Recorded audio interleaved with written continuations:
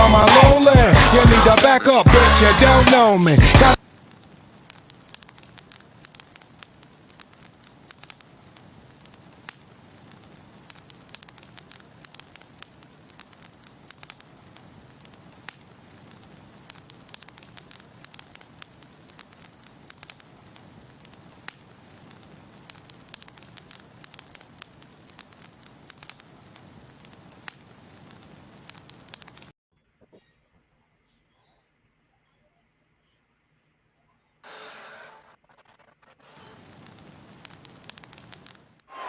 Hey, yo.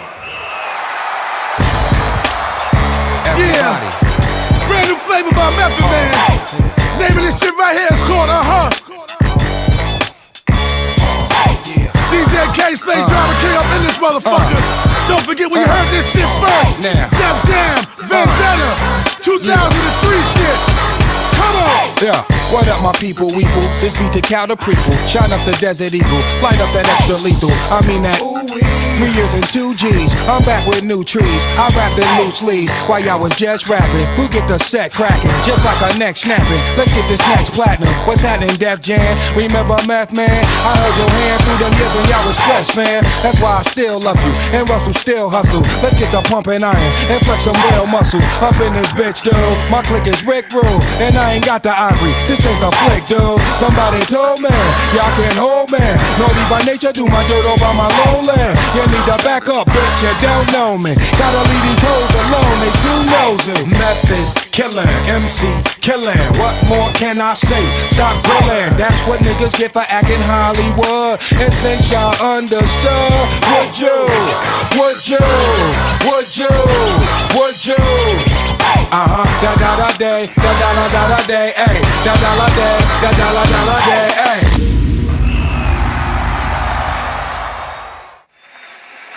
In my lifetime, I've learned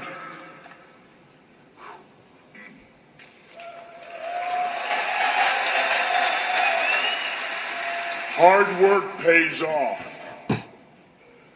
Dreams come true. Bad times don't last, but bad guys do.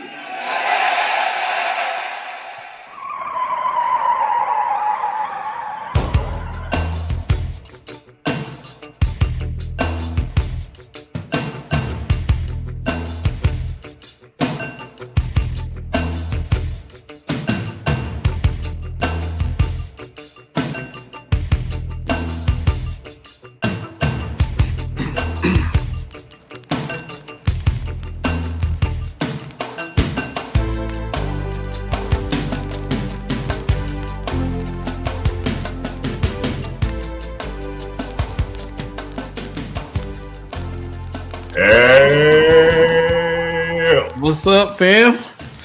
Yeah, we're in here, man. I had to start it off like that. Of course, no other way. Rest in peace to Scott Hall, Razor Ramon, the legend. Rachito. Man. Machismo, the cowboy of AWA. We're back. Yeah, right. No, but for real, man. These guys are like our superheroes growing up, and then when they check out, it's just like it's always a crazy feeling. Yeah, it's something. I think Zega, he had said DDP, Diamond Dallas Page, he had helped that man live to his 60s, and I'm like, yeah, because I mean there was a point, maybe 20 years ago, like he was really doing bad. You would have thought he would have checked out then, but just the fact for him to still be able to continue. And the thing about a lot of these wrestlers is we get to really see these guys. So you have the guys that maybe they do their characters and they do their stick and all, and then you have certain guys that they have their characters, but somehow, some way they shine through the characters, like for real. So you get to know and see these guys like the Steve Austins and Andre the Giant, Hulk Hogan types, John Cena, and you get to see these guys like real live. Sometimes you get to see their battles and their struggles and everything that they go through the shit that they persevered through, them going to different companies, trying to maintain and stay afloat in that business. And so I don't know. I just think with just years going on, you as fans, we develop a sort of bond to these guys and shit. And so yeah, I mean, he may have been, but no. Scott Hall, early WWE, Razor Ramon. Razor Ramon was 100. I think Razor Ramon was pretty fucking legendary. Now, as he started getting into his problems, the more he became into Scott Hall, NWO, that's a different NWO, yeah. He was probably more personality and able to hit his spots. But yeah, I mean, overall, man, it's always sad, when these guys go. These are childhood heroes, and we're like, damn. I turned on Raw this morning, and I didn't know anybody that was on the fucking TV because I haven't watched it in about a month. Oh man, that's how I felt when I watched SmackDown just recently. I was like, yeah. Or was this? It was one. I think it was SmackDown. I was watching the SmackDown highlights, and three sets of highlights. I didn't know who the hell was on the screen, and so it's just crazy. It's just you could see just how that time and everything is just passing, and the guys that we grew up with, Attitude Era and all that, they are shipping out, and it kind of sucks. All those guys from the 80s is gone, but like Hogan. And then everybody in the 90s are like 80s and 90s era. It's like, god damn. The 90s people are coming back, and they're looking terrible. Like, Well, shit, they got Stone Cold coming back for WrestleMania, so I think he's still. Yeah, but he still look like he can hold his own, though. Right. I mean, he does in those Tide commercials. He does look like he can do his thing. Oh no, shit! I think that's gonna go down. Ice-T and Stone Cold on the Ice Cold Tide commercial with Matty Ice. You see, Ziggler said his favorite match was the Brett and Austin WrestleMania 13. Yeah, that was dope, man. There's so many. My favorite match is the ladder match with HBK. Right, and Razor Ramon. That was another good one. I don't know. I think I like the Iron Man match, the first Iron Man match. Shawn Michaels and HBK? Bret Hart and Shawn Michaels. Yeah. Yeah, that was I think that one. I like the ladder match too, because that was the first two with Shawn Michaels. Like he was always the first ladder match was amazing with Razor Ramon and Shawn Michaels. But that match and the match Shawn Michaels and the Undertaker at WrestleMania. Not the one that he retired from. The one that he buried the Undertaker and his hand came up out of the grave? Is that the one? No, it was like recent. It was when Shawn Michaels was already old. Oh, I think he fought Undertaker 2 years in a row. Yeah. The first match was that motherfucker was good. Them two old dudes put it in. Mine was the Steiner brothers versus Bam Bam Bigelow and Van Vader in New Japan. Steiner brother ass. Oh damn, yeah, because they go over to Japan and no rules and shit matter. All of a sudden, it's just blood everywhere in the damn ring. I couldn't stand the Steiner brothers in a world tour. Cedric loved the fucking Steiner brothers. Right. Man, but yeah, rest in peace, Scott Hall. I'm about to get WWE 2K22 now. I got it. I've been debating on it. Y'all got that already? It's out. Yeah, it's out. It's out. Is it good? I don't know. I saw some of the gameplay videos.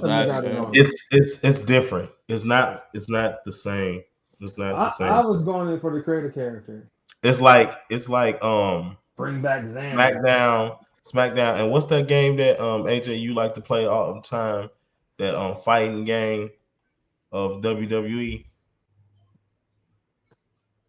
What? It had Undertaker, Shawn Michaels, Bret. They used to be like you can straight. It was like Street you talking about the old WrestleMania, the arcade game? Yeah, I think on Super Nintendo. Yeah, we over here showing our age like a mother, boy. And your house PlayStation was dope too. Yeah, it got that kind of feel. It's more simulated than arcadey-ish, but it has that type of feel to it because it has combos and stuff like that. No, not Warzone. It was like an arcade type of thing, like Yeah, it was literally called WrestleMania, the WrestleMania arcade game. Joint the It Clown was on was Super amazing Nintendo. on no, that game. Zigga said Warzone, so that's why I said that. Oh yeah, no, Warzone I think was the first Xbox game. Yeah. Joint the Clown on the arcade game. No, that Xbox. Raw. Pulls that hammer Yeah, it was out and called hit that Raw combo. Warzone, wasn't it? Yeah, Raw's War or Raw Warzone. Yeah. Or was it on PlayStation? It was on one of them old ass systems. Warzone I think it was PlayStation. Yeah. That game was horrible. Yeah, that game was terrible. Man. All right, everyone. GameCube saved You just enter the arena while we pull no punches. We hit you with straight jabs and hard truth. Welcome to the Chin Check. Wow. And Chin Check Podcast said, keep the ether burning. Yeah. So we have on this. Warzone was it was on that first, the little the gray PlayStation. Yeah. Remember that remember the game what was it? You better not bring it up. No, it was NFL Game Day. Yeah. Remember you could score a touchdown like every time if you just hit the little juke move where their legs did the little thing to the side. And you can run 99-yard plays like every rip. It's crazy. Yeah, Warzone was on. But nobody really played it on Nintendo 64. You played World Tour. You was playing WCW games and shit like that. When Warzone was out. Nobody really played Warzone. Oh yeah, NFL. Like if you had a Nintendo 64 or something like that. You had 64. You playing WrestleMania in 2000 or? I know from Tripping Gerald. No Mercy. Yeah, I can't hear you. Who? Me? Geraldine. Yeah, I can't hear you because you sound real low or far away. Let me see what I can do. He said Dreamcast. Maybe you were leaning back too far from your mic. But man, he said the Dreamcast. Remember that? Man, Dreamcast was before its time. It came out at the wrong time. Sega was always before its time. You know, Sega was way before. Think about it. Sega was online.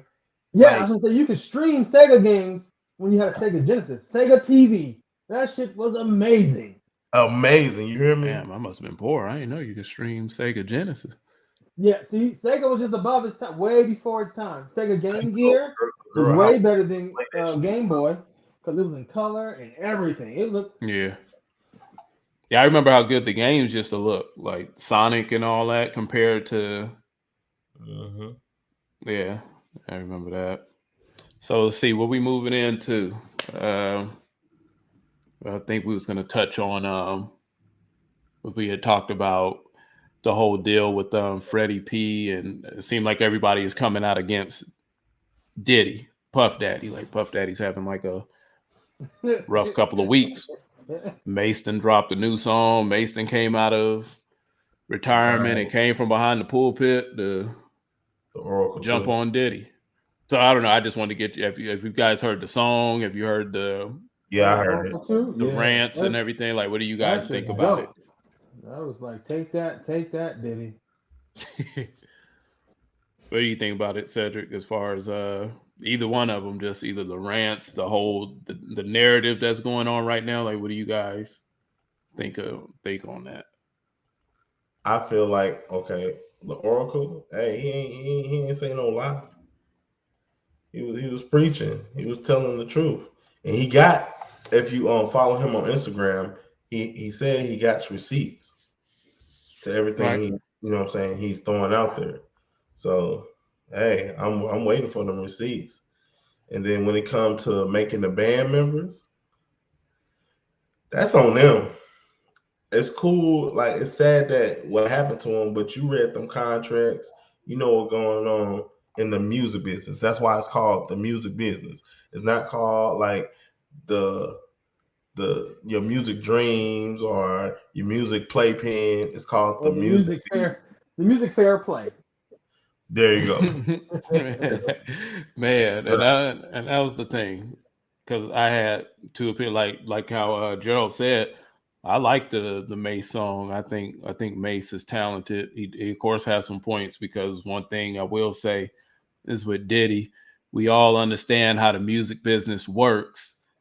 but at the same time, it's like, come on, dude, you can't be up here talking about or preaching for Black excellence and us coming up in business and all this stuff when you do the same thing that you're complaining that white people do to us, to Black artists and up and coming artists and young artists and female artists. It's like, so it's like, that's that hypocritical shit that I'm always talking about. It's like, okay, we get the business and shit. We know how it goes and shit. And you playing a part in that, but please don't try to front like you give a damn about up and coming artists and shit. Cause maybe what he's trying to do, Black excellence and the Black dollar, just everything just stays within him because he's Black. So he's taking advantage of the Black artist. Right. He's not looking out because there's not an artist that's signed to him that has anything to show for it, really, from what we could see.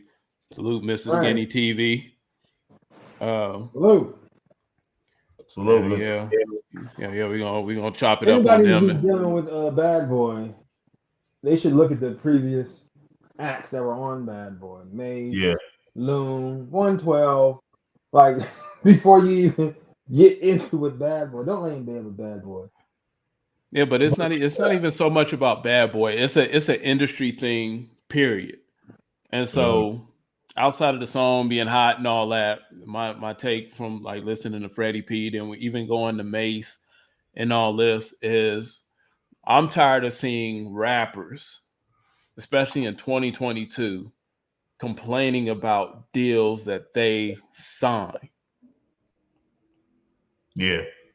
I think that shit is fucking crazy. Like, and every time you turn around, it's always some rapper. They don't know how they getting paid. They don't know where their money's at. They didn't read the contract. What we were saying last show, like they just see it. They don't have a big picture. They see the immediate advance or whatever, and like, let's go.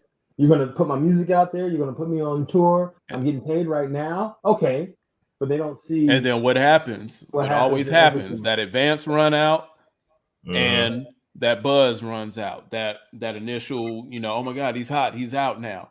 When those two things run out, then all of a sudden it's like, oh man, I need to expose the industry and all that. Like, motherfucker, you signed the contract. That is one of the coldest things about the music biz and all that.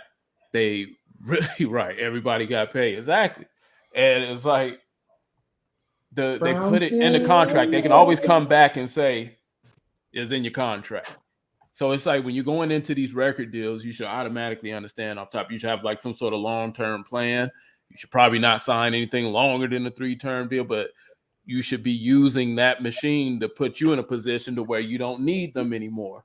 Now, if you fuck off your money and your buzz and you don't do shit that you're supposed to be doing to keep that shit going, then that shit's on you. At the end of the day, you can't look back and then now we're exposing Diddy as if Diddy ever said he didn't do none of this shit.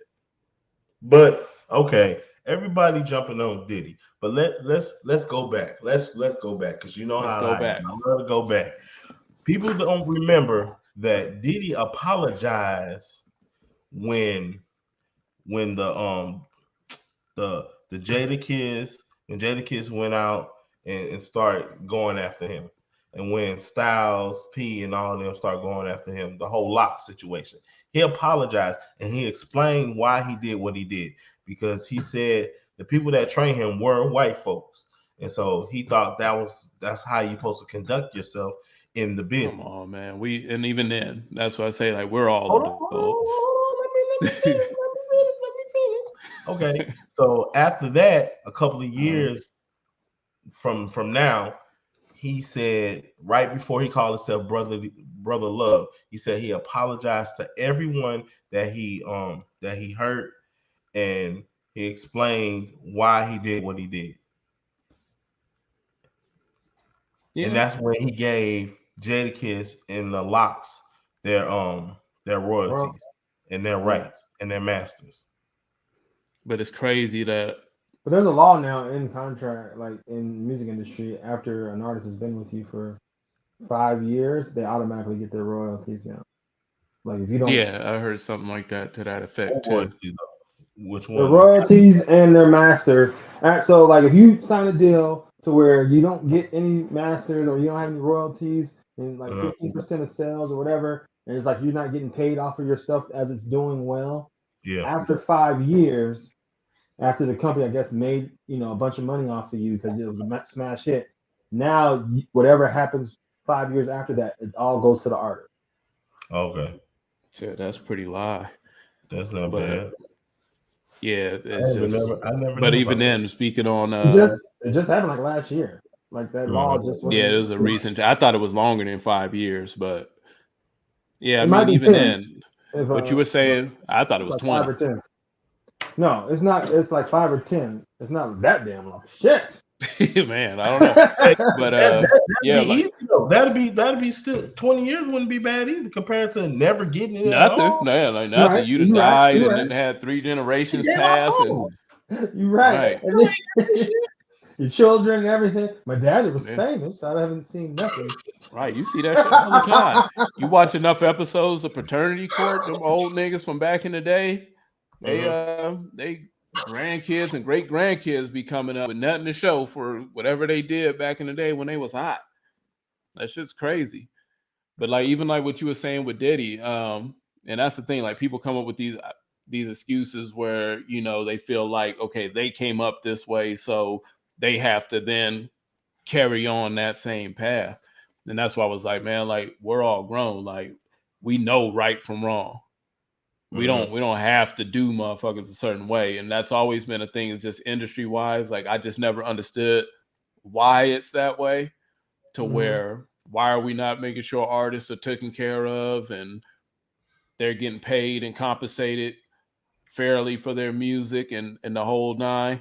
But at the same time, it's still irritating the fact that people know that the industry is this way. It's not a fucking surprise. There's not a new video that we've seen on YouTube to where people say, oh, this person is exposing this person. Like they're not exposing shit. We know this. We know the business. So, yeah. Oh, bro. Forget it. But yo, what I was gonna say is we know the business, so it's just like to see these guys getting up crying and stuff over shit that happened 20 years ago. It's like, come on, y'all sign these contracts knowing.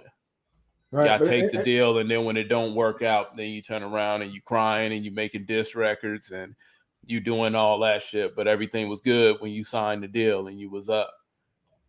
And that's why I tell people, like, first of all, you got to have plan and you got to be willing to take accountability. What the hell you got going on and what you doing, especially when it comes to business. It's a lot of non-business savvy niggas jumping up and signing anything because money looks good up front, and they're not thinking about long term, and they're not thinking about themselves as a brand. Right. That's also why you see that the music industry also tends to go after younger people, more impressionable people. So true. But it's all the industry of entertainment all around, from music, television, movies. Because then if you get somebody on your side or whatever, they got to take 10, 15%, and then you get certain percentages of this and that, and it still leaves you low on funds because you're not reading all the contracts all the way through. You're just excited. I get to do let me answer. Early Reed says, so is Pete Rock wrong for suing for his past royalties? And no, I don't think so, because I think people should be compensated fairly. At the same time, to come out after you sign something, whether knowingly or unknowingly, but it's there in front of you to come out and then act like you're going to shame and expose, and you're sitting around crying. I could respect somebody at least going for theirs to make corrections over sitting here crying like somebody wronged you, like it's not in paper and you ain't put your signature to it. Right. It's like, come on. Right. And now, Amalia News Report, make sure y'all hit the like and subscribe. We up in here. And then ring the bell. So so they let you know when we on here talking that grease. But yeah, no, I'm definitely not against artists getting theirs and getting shit correct. But I hate this whole thing where it seemed like we're exposing and doing all that shit like motherfuckers is really saying something new. They're not saying anything new. People are just doing bad business and then crying when it doesn't work out in their favor. Just like you see Meek Mill been signed for how many years and shit, to come out on Twitter crying about oh man, I ain't even get paid from none of my, like, what? What are you talking about? And we supposed to what, feel bad for whatever label or be mad at whatever label he signed to it? Like, dude, you've been out here running around 15 years. What you mean you ain't know you was getting paid? Like, what are you talking about? That's what I'm saying. And that's why we always come back to the point of accountability and why we've always spoken on certain other people here on YouTube, because everything always comes back to accountability and knowing what the hell you're doing. Yeah. It's like, yeah, it's no surprise. No surprise. No surprise. No surprise at all, for real. No surprise at all. But look. But okay, people gonna hate me, right? I'm gonna say this: the label is there for a reason. Like, if you can't afford it, if you don't feel like it's too much for you to do all the work to be independent. No, it's pretty much as simple as the label is there to do everything that you can't do on your own. Correct. And they're going to charge you heavily for it. Yeah, so if you basically, to me, if you complain, then you should go independent. If you don't want to get your money taken, if you don't want to get taken advantage of, go independent. And then you don't have to worry about none of that. You set your own rules. Right. The only downside to that is you don't have the machine behind you. So you don't have somebody that's pushing your stuff to all the radio stations and right, this, that, and the third, you know, all the magazines and the bloggers. You don't have nobody forwarding you the money to press up hard copies or putting your stuff on the streaming services and all that stuff. So that's the only thing you lose. So when you go into these deals, you got to understand, like, you're pretty much hiring a whole network, conglomerate, whatever, to take care of all that shit so you don't have to worry about it. So then that way you're just the artist. And what they do is they give you a chunk up front, and then they about to get that shit back out your ass tenfold. If you don't understand what you're signing, that's on you. It's a loan. That's what it is. Yeah, even the upfront money, the advance is the loan. So for niggas that jump up and run around and go get a big ass chain or go put rims on every piece of shit car they have, like, that's ridiculous. And then they can work you to death so you can pay off that loan. man. But that's the thing, that work hit a lot different when you run through that advance and you don't invest it how you should. Correct. It just hits a lot different.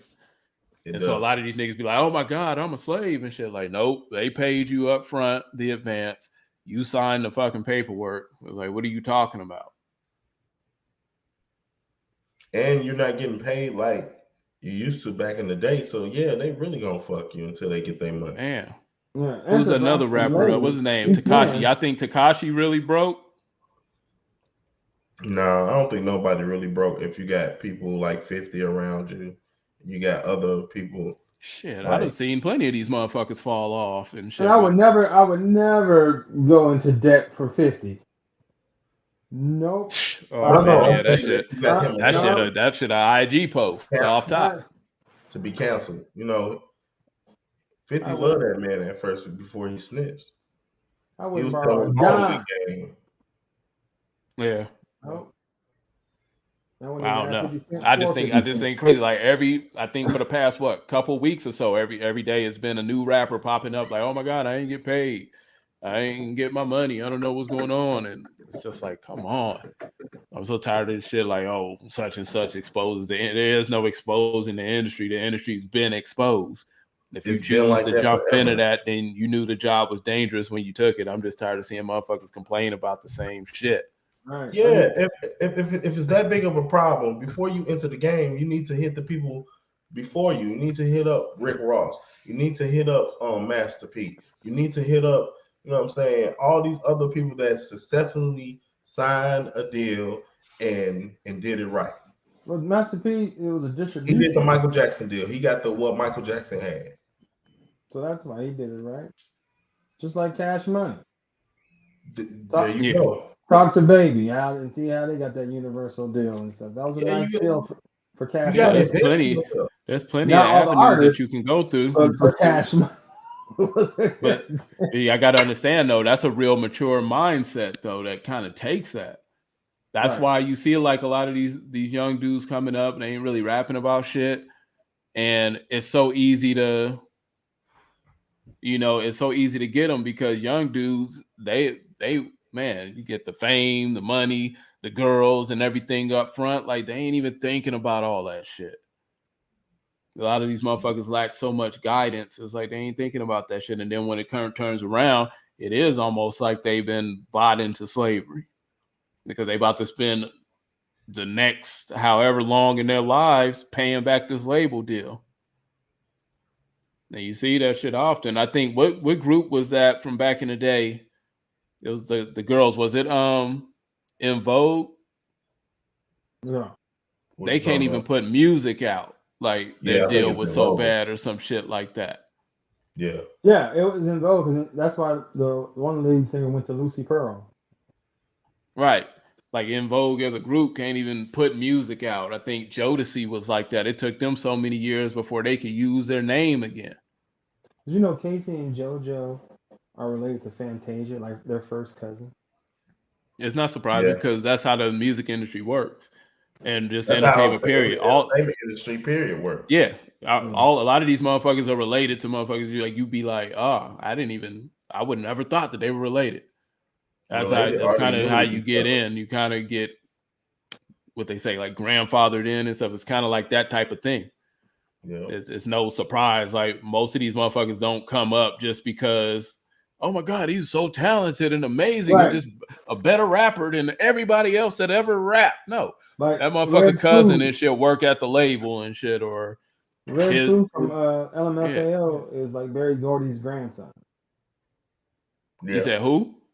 Red Food from LMFAO. Oh yeah, yeah. It'd be shit like that. You be thinking, I was wondering, like, how did people get Little John on their track, their first track out, and his fucking granddad Barry Gordy. That's why, because that's your granddaddy. Yeah, it's rare, man. Like it really takes access. It's like it's who you know, and then it takes access and it takes money. And a lot of people don't understand that. So back to the point we're making with the whole label thing is, when you do jump on them labels handle all of that. Oh, uncle and nephew. I knew it was something.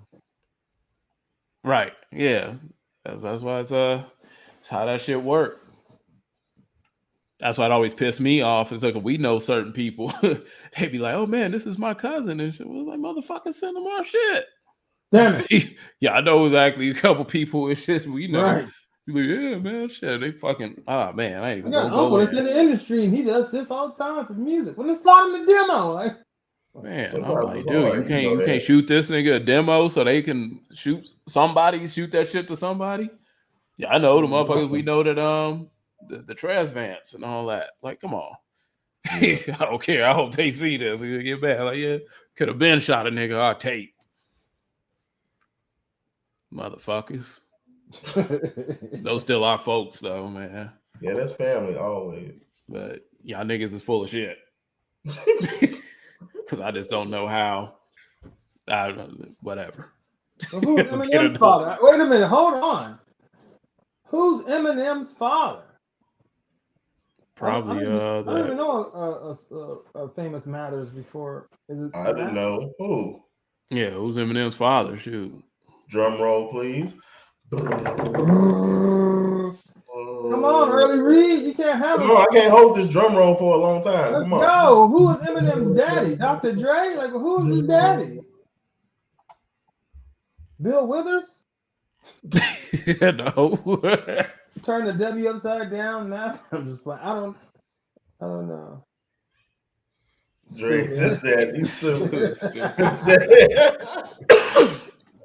No. Man, that's crazy. Yeah, I want to know. Everybody's saying Dr. Dre. All right. General Mathis. Who the fuck is? Oh, hold on. Y'all talk. General Mathis. Sound like a judge. Judge. I know it can't be Judge Mathis. It also sounds like a cereal. General Mathis. get your cereal brand. General Mills. General Mathis. Keep talking. Oh, you looking it up too? This motherfucker got us over here really looking that shit up. Who is General Mathis? Nah, I didn't find that. Y'all find it. My type fingers is fucked up. Well, some weird looking dude. I got General Mattis. I saw that. Yeah, that's what came up on mine. Yeah, not Mathis. Yeah, you have to shoot us a link about that. All right, I mean, it wouldn't be shoot a link surprising. or give us a detail like who is General Mattis? Yeah, Like, what did he do? Is he in the industry? Yeah, I mean, I know. with that. I mean, I know like about Eminem and Nigga how he Brown was coming said, up back was in the like, day, but Mattis? right. I Person don't in the think. military? Secretary. Yeah, I think you might be off on that. No, it's showing. Yeah, shout out to Scott Free in the building. Scott? But what did he threaten? I think he's off on that. Look here, Dr. Dre. Make my son famous. I'm dropping bombs over your Baghdad. Like it's not that general, right? He's a 4-star general in Marines, General Mattis. Oh, okay. Yeah, I don't know. According to Eminem, does Eminem even know his dad? I thought he always told me he didn't know his dad. Mathers. Marshall Bruce Mathers Jr., who exactly is the father of Eminem. Yeah. Yeah, I don't know. See, Yeah, boy, you got a there's a lot of stuff sidetrack and stuff. And Over here Eminem looking. songs, he's always talking about, you seen my dad, saw him, movie, porno, man. Like, he talked bad about his dad. Not as bad as he talked about his mom. Yeah, he do his mom so crazy. He's like, damn. But yeah. Yeah, let's keep going. Let's keep it rolling. Be anyone whose mom was hitting them streets hard like Joyce Brown.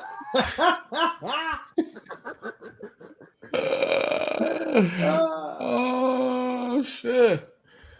Oh man. Y'all niggas is cold. We about to get to that. Man. It has been a hell of a week. Ain't it? On fucking YouTube. And yo, Mr. Skinny, you still in here? Dropped in, dropped out probably. Man, yeah, shout out to Skinny. Because that was we didn't want you to talk more about that situation, my brother. Because that shit was just a crazy deal just from the jump to see how quick Kwame flipped on him. Yeah. Yeah. And then the narrative easily quickly switched to, oh man, Skinny was a mole. He was a traitor. Like, yo, that dude was going so hard for Kwame, for him to flip when shit starts going like kind of downward or starts going south. Like, that's just crazy. And then on top of that, to talk shit about Skinny for doing the shit. Like, yeah, like ain't nobody asked you to do it, but nigga, you sure didn't stop it when it worked in your favor. Right. Yeah. Like, that shit was crazy. And then all of a sudden, then what happens right after that? Then they see, he promotes Gravity Takeout. And now, in the last, day or two, he's probably done 4 or 5 Mr. Skinny videos, just shitting on Mr. Skinny, going at him tough for Kwame. And it's just like, damn. So it's just like, man, you just pretty much made a big ass trade. That's what we was going to do. We was going to break news and shit. Like, Kwame Bus Life trade, cuts Mr. Skinny and picks up Gravity Takeout off waivers type deal. Off the free agency. Right. Gravity Takeout is on a 10-day. It's like, come on. And then the motherfucker turn around and he's talking like, oh, well, I'm neutral and all this shit. He got that whole type of thing. But it's like, man, you can't. I was just thought, my bad. I was just thinking about it. He's basically making fun of Skinny because Skinny, even though he rides for Kwame, or he was riding for Kwame, he always kept it neutral. Think about it. That's pick when he brought Gilbert Arenas on there to talk to Kwame, and when he wanted to go over to Tommy and let Tommy explain what was going on. He always stayed neutral to a point. Let's see, Desmond G, he said, what about when y'all talked about Skinny? Yeah, nigga, we meant that shit. Yeah, we meant that shit. Because that shit he was doing was corny as fuck. Yeah.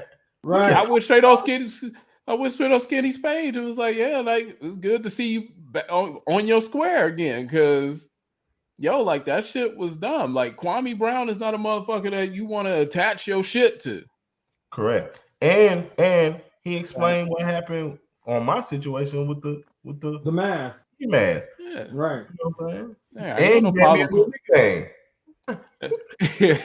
And that's the thing. Like, it ain't about. It's like, yo, it ain't about hate with us. Like, we just see some sucker shit. We just call it what it is.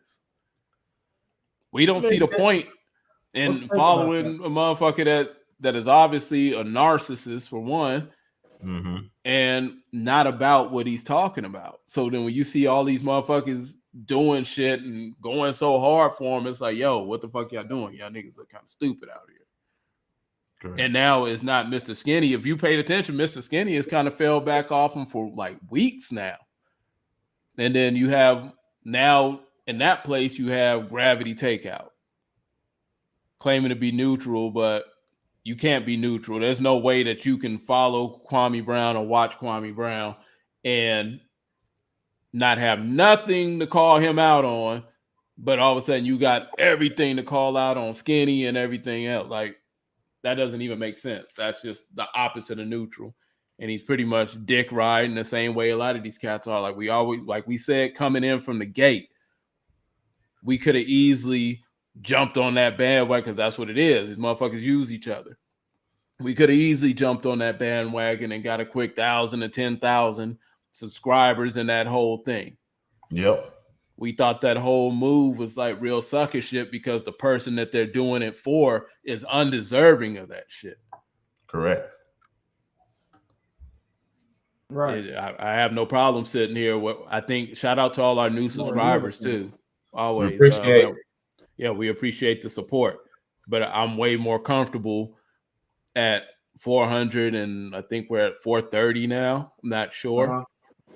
But I'm like, I say it every fucking time. I'm way more comfortable with that than sitting there jumping on, attaching myself to some bullshit and somebody who's not what they claim to be just to get my numbers up. Because then when shit goes left, then you got to explain, well, damn, like, what's up? Like, what happened to Kwame? You got to really explain that fuck shit. Nah, I'd rather be like, or anything. Yeah.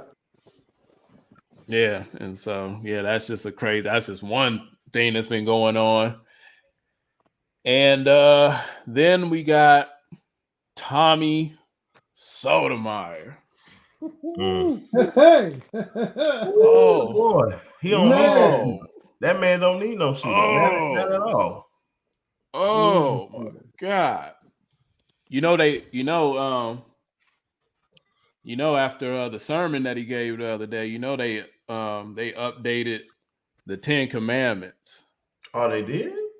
Yeah, it was something. They changed one of them. It was something like, "Thou shalt not fuck with nor see Tommy," or some shit like that. I swear, you can look it up. It's something, you Google it. God damn. I thought Tommy would have took a couple days off after that shit. No, he kept shooting. Nah, he deserves a break. Like, when you talk about whooping somebody's ass,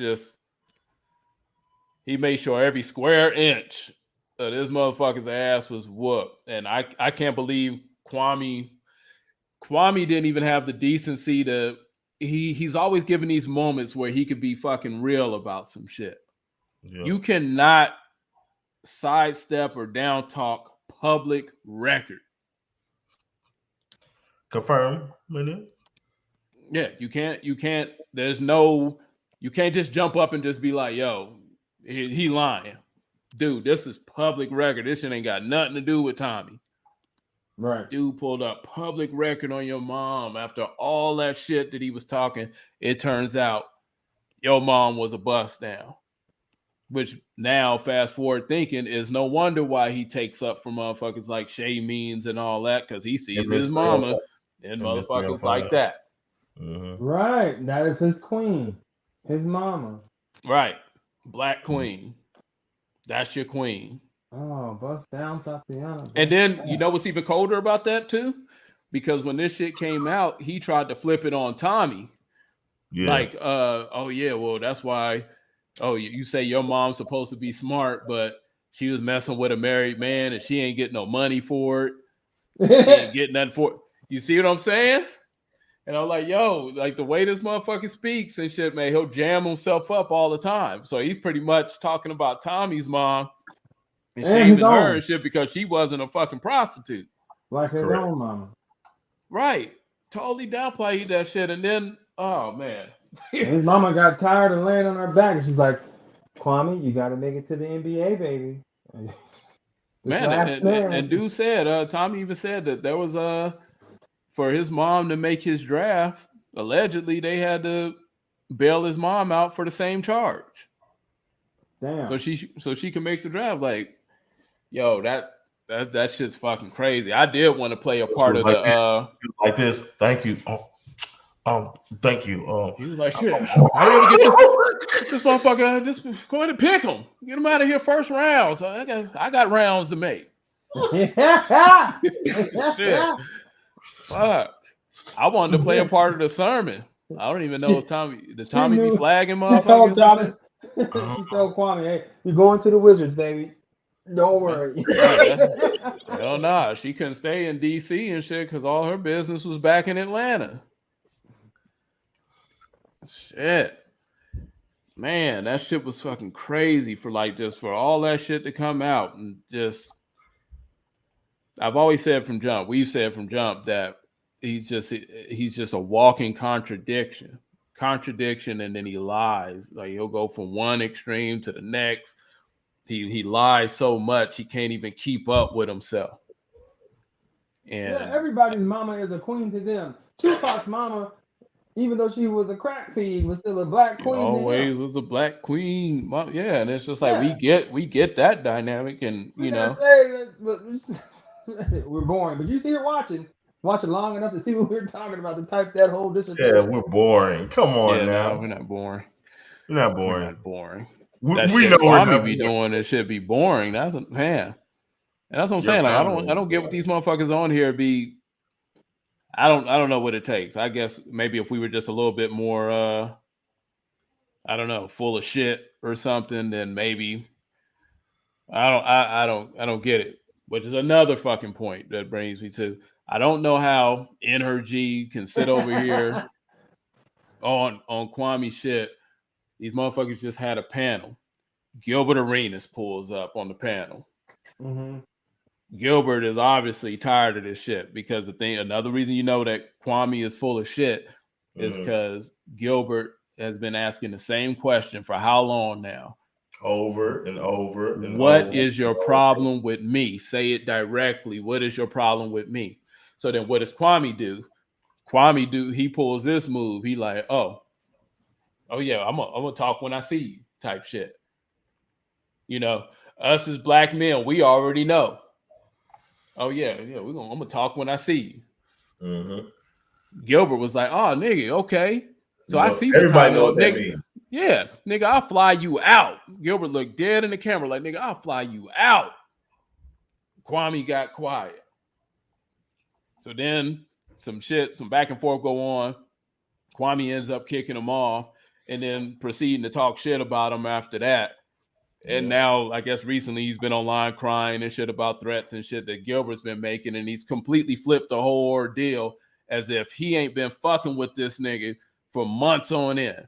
For no fucking reason. No reason. Now it's like, oh man, now Gilbert ain't about nothing positive. And like you've been fucking with this nigga for months on end to turn around and try to flip it and be mad or act scared because this motherfucker threatening you now.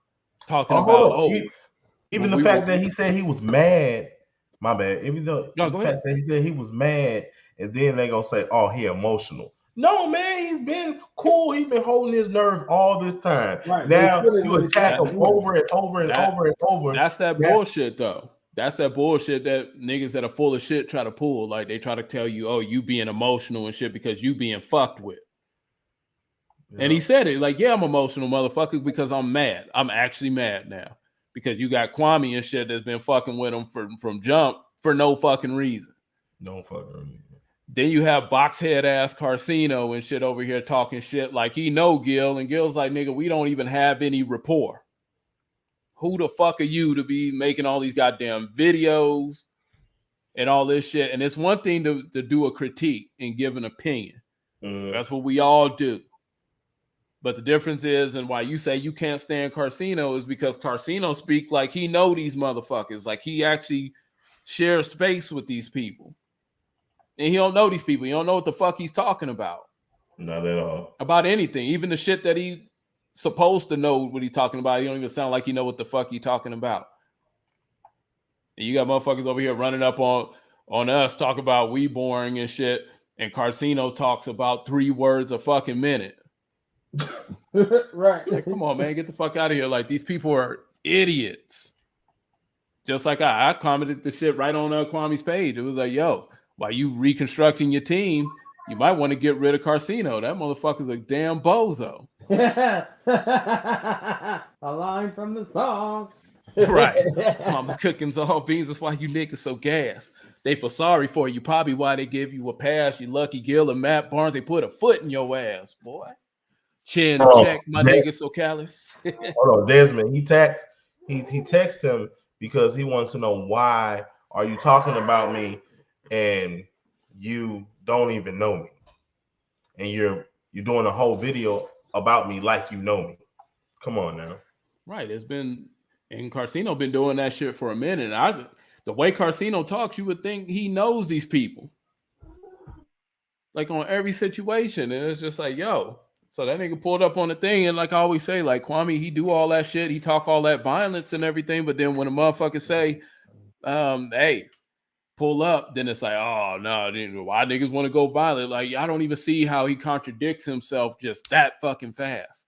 He with all the smoke until somebody say, hey, pull up. Gilbert told him he'd fly him out. Yep, Gilbert was dead serious. And then that's the thing, because that's the thing that niggas do.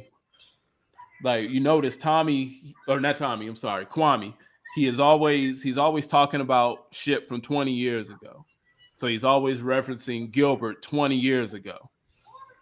But that's the thing. People grow. So even if Gilbert was soft, if he was a nigga that you had to help fight out of the club, that was 20 motherfucking years ago. You fast forward 20 years, people are supposed to evolve, mature, grow. So when you're applying his, I don't know, maybe his mental state or who he was 20 years ago to now, that is 2 different things. You playing with a man that fucking has kids, that's a father, that is building a legacy for himself in his own right and everything. Like, that's what you're playing with now. So you're constantly coming at this motherfucker. You can't think you're going to get the nigga from 20 years ago all the time. Right. There's a chance that motherfucker was really serious and he was like, yo, I'm coaching the big 3. Pull up. You're not promised the Gil from 20 years ago. I think he's just jealous because this man is taking care of his kids. This man did something with his career, and he's still progressing. He's now a coach for the Big 3, a Black-owned company, basketball company. That's dope. It seemed like, and that's the cold thing, because it seemed like Kwame threw a lot of that shit away for YouTube. Yep. Because when he first started on YouTube, his son was always in the background. So it's like, what the fuck has happened since then? That's the type of shit people gotta fucking pay attention to. Like, it's not about hating, bandwagon, and damn sure ain't for no damn algorithm, because we're shooting ourselves in the foot, apparently, not riding this motherfucker's job. So, I don't know. And then I find it crazy that all we did was watch this motherfucker and just see how he moves and see how he talks, compare. All we did is watch this motherfucker. People that have actual dealings and all that shit with him and deal with Kwame for real, telling y'all the same shit that we said just from being observation or just observing on YouTube. People that know him is saying this shit that we fucking just see from watching him. I still don't get it. But this motherfucker, I don't know, somehow he's the YouTube messiah and all that shit. I just don't get it. I don't get it either. He's not on his message and shit. it took Tommy Sotomayor to whoop this nigga's ass for the last week for this motherfucker to even do a Saginaw STEM video.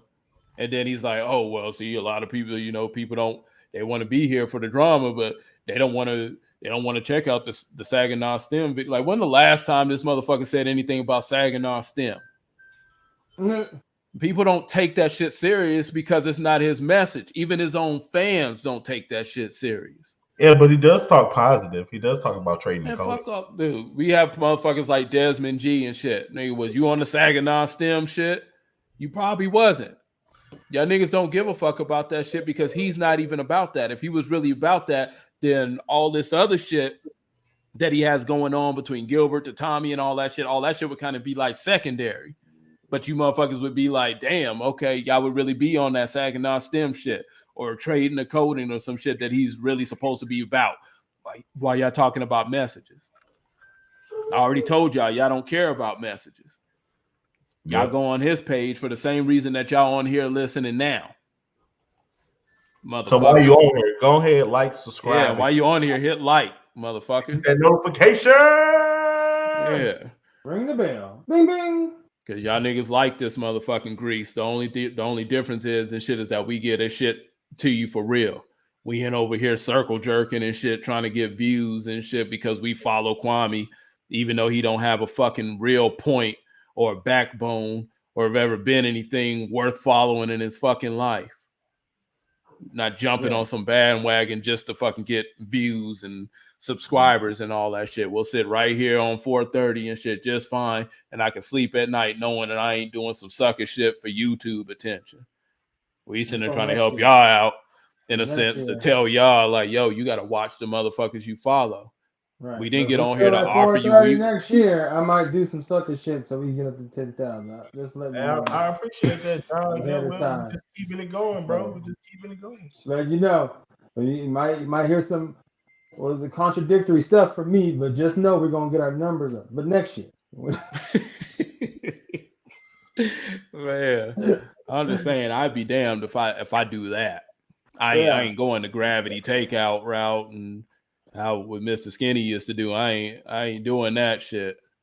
And I mean, shit, I should. I mean, if y'all was fucking, I don't know, real enough to see, like, I should honestly be able to see. That was the thing. It was nothing to go ahead and like, okay, I see you, Mr. Skinny, because it's not about hate. It's about calling out bullshit. Right. Yeah. So to see Skinny actually looking articulate, speaking up, direct message, even flow, it's like, yeah, I can watch that, Mr. Skinny. It's not about fucking hate in teams and shit. It's about motherfuckers thinking or making it seem like, yo, this is supposed to be like some sort of pro-black thing. And we supposed to be for black people. We kicking draws and asses and shit of speaking up for black people. But then you doing the complete fucking opposite. Correct. It's like these motherfuckers watch us. Like, don't let the fucking subscriber count and the likes and all that shit confuse. These niggas watch us. They see what the fuck I'm saying. A motherfucker like Kwame should see what the hell we saying and tighten the fuck up. But he's not gonna do that.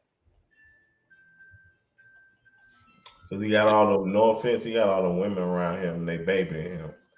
So right. That's what's gonna happen. That's what it is. Big ass fucking mama's boy. He didn't fucking have any problem with, no matter how fucking bad his mom treated him. He has no problem with none of the shit that his mom do, but you fucking insulting the next man for what the fuck he does. For taking care of his daughter? Yeah, that was some crazy ass shit. Yo, that shit. Oh my god.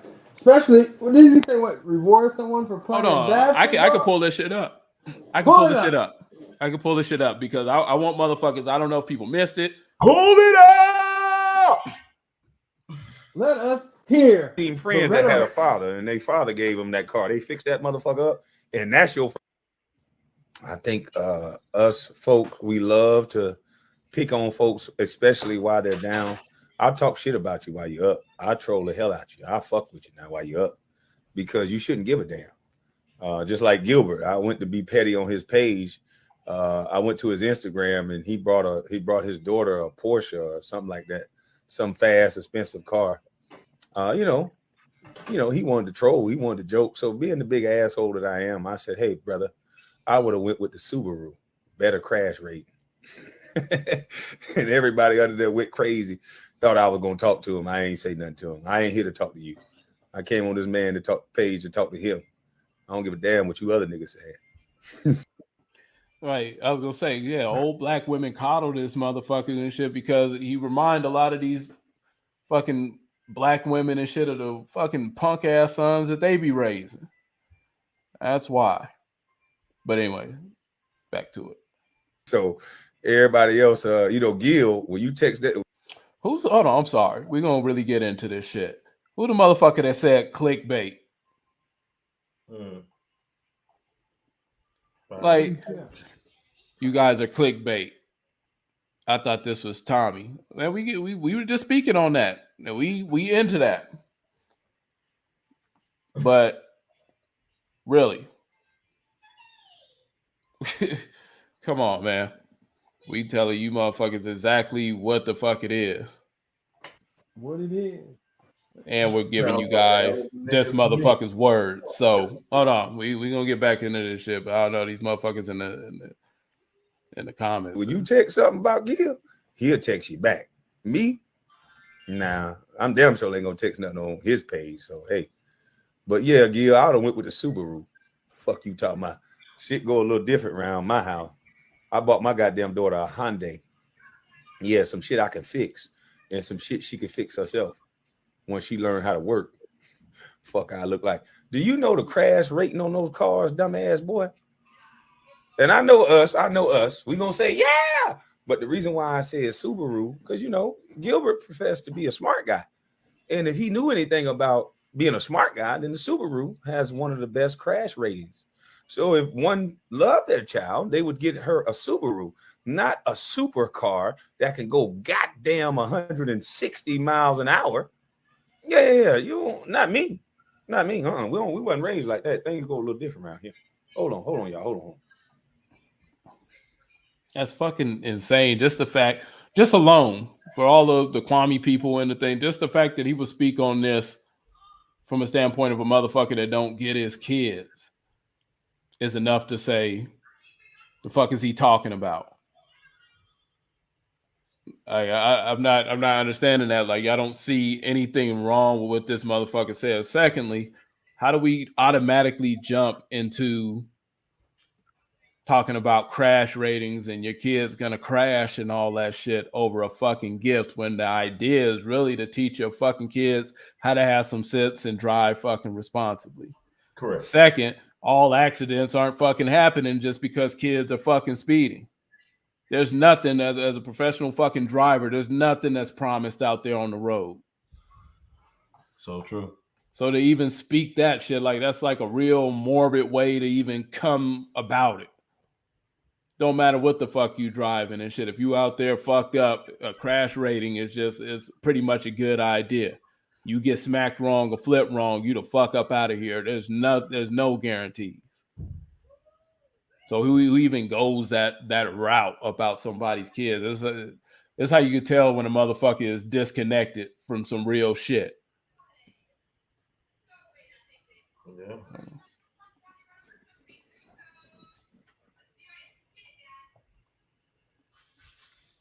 Yeah.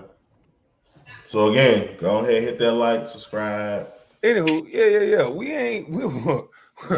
See, white folks look at shit like that and be like, that's a nigger. And they don't say the nigga. They be like, that's a nigger. Because it's all for the show. A car like that, what is that teaching a kid? That's another thing too. What is that? See, and what we say the last show, where it was like he always goes into racism. But if a high-powered white person is getting their kids Porsches and that's the thing. It's usually pulling up. What did he say? He get his kid a fucking Hyundai or some shit he can work on. Yeah, that's the shit niggas get pulled over in.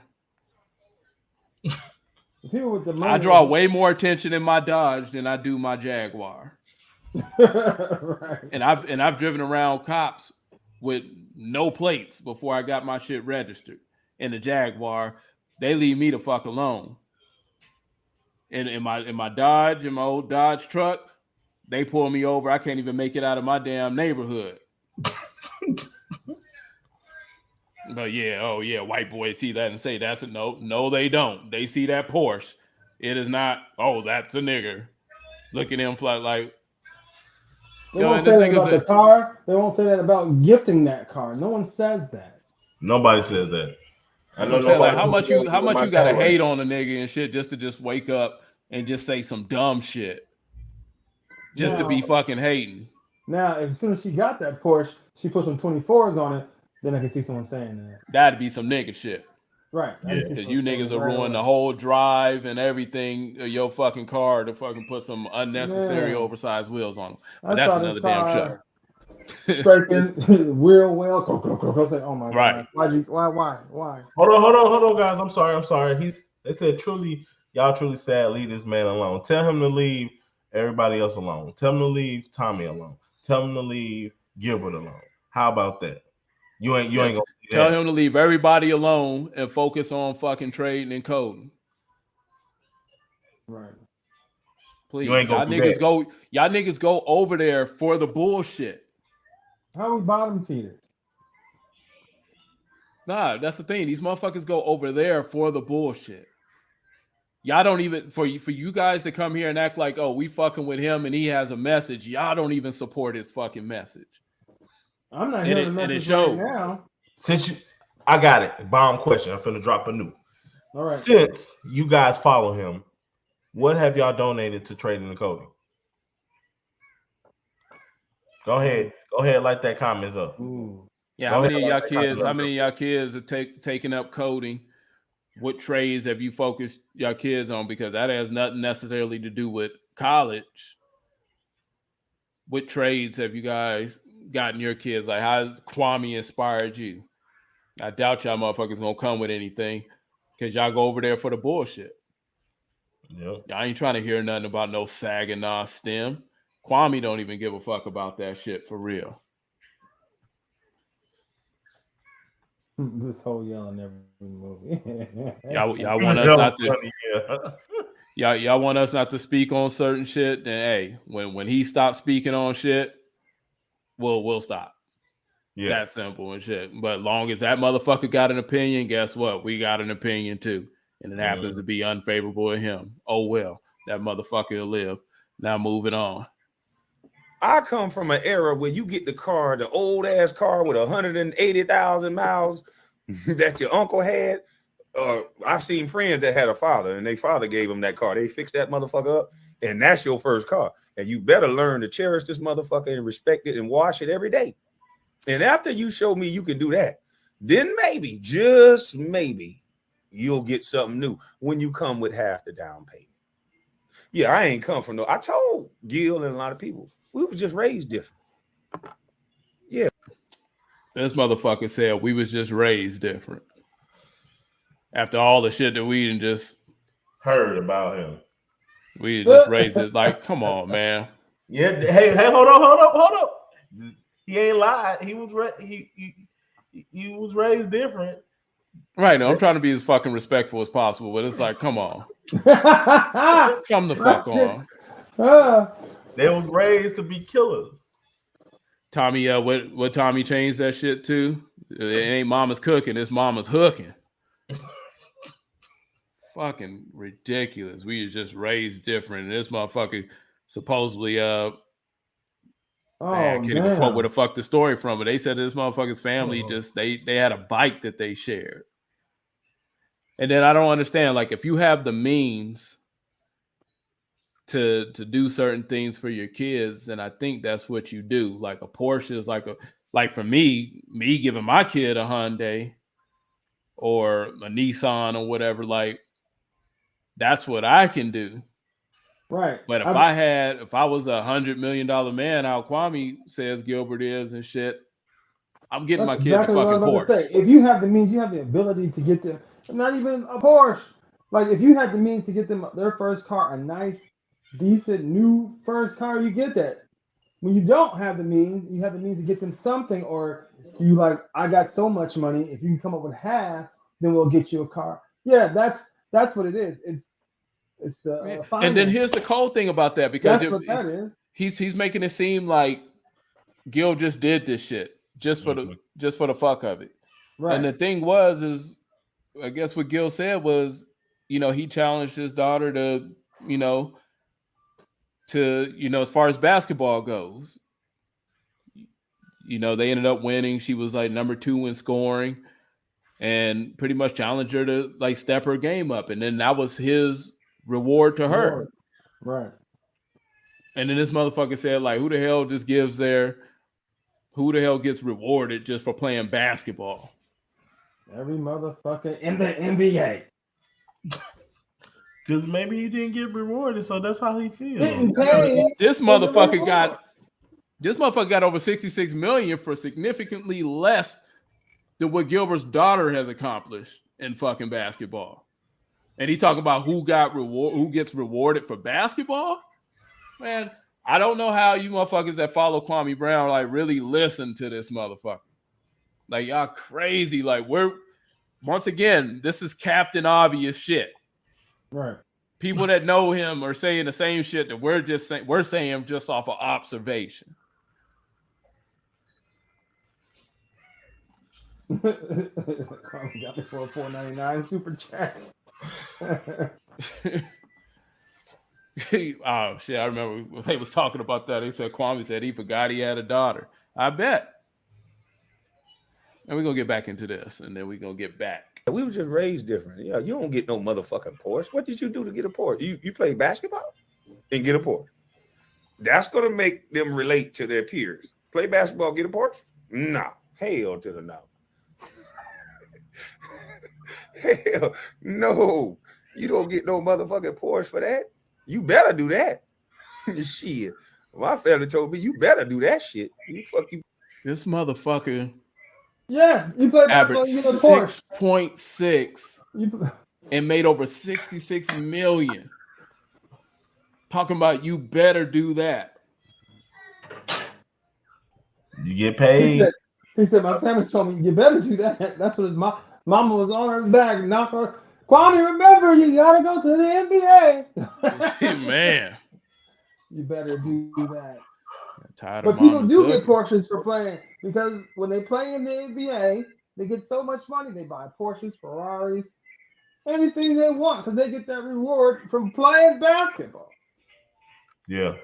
I just can't believe that this nigga, as an ex-basketball, said who gets rewarded for playing basketball. Like, that was just crazy to me and shit. Just the lack of logic in that alone, it just fucking. But his daughter getting that as a reward is 100% not for playing basketball. It's for having work ethic, drive, like determination, becoming something more than just a player on the team. Something, according to all Kwame's peers, he don't know nothing about. Talking about? Yeah, that usually, cause see, I had a lot of friends in high school. They get them big fast cars, them Z71s. See, y'all, white boys where I'm from, they get that brand new Z71 Chevy truck. They put them big ass tires on that motherfucker and they haul ass up the street, run across that causeway, all kind of stuff. What's up, Anthony? Appreciate it, cuz. They run across that highway, hurt themselves. Then you see the little flowers on the side of the road. Be little teenagers. God rest this area and all this, because the parents want to play super parent instead of raising them in the traditional way. Like, who says that? Well, the traditional way is that nigga helping your kids get a car. Like, that's a milestone. Who does that? Like, come on.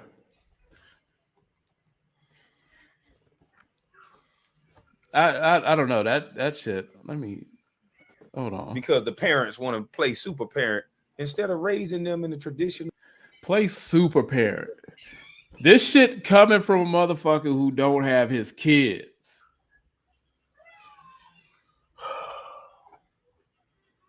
And people, we're the weak weasels, and y'all motherfuckers are listening to this dude. And he's saying this like this is him. They like that drama shit though. That's wild. First of all, I can tell you this: all that alpha male shit and all that stuff that y'all talk. A man that don't take care of or do for his kids can't tell me shit, anyways. So where y'all coming from that aspect? Yeah. When y'all want to hop up in the chat and talk all that shit, a man that don't do for his kids,